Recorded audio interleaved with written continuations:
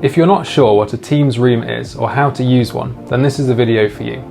I'm going to run through the basics of the equipment and tell you how it works so you can crack on with what's important and enjoy more collaborative meetings. I recommend that you also watch the second video in this series, which explains how to actually add a room to your meeting. You can find it in the Teams Rooms playlist or watch it now by clicking here. The Teams Room, also known as a Teams console, is our new video conferencing system which allows you to make video calls without needing a laptop.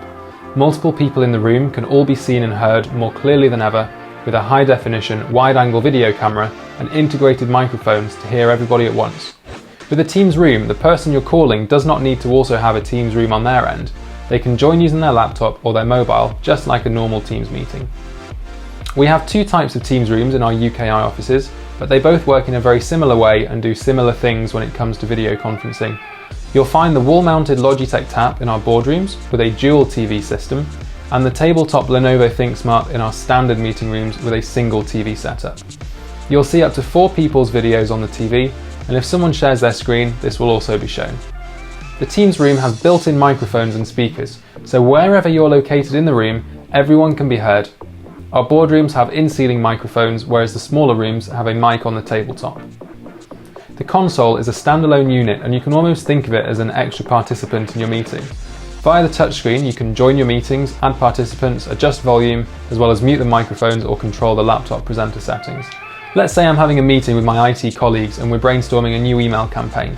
There are 3 of us physically in the Teams room together, and we want our manager to join us over Teams since he's working remotely.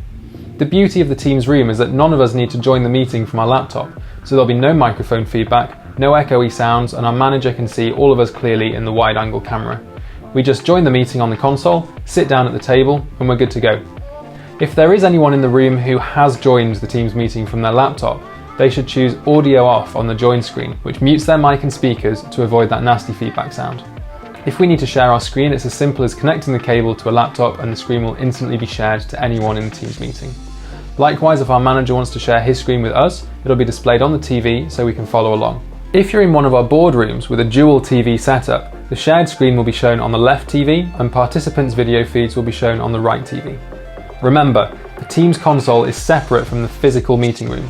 You still need to book the actual room in the location box of your Outlook invite, and the console is just an extra participant in the to field. There's more on this in the next tutorial though, where I'll show you how to add a room to your meeting. If you've got any other questions, don't hesitate to contact your local IT services team, who will be happy to assist you.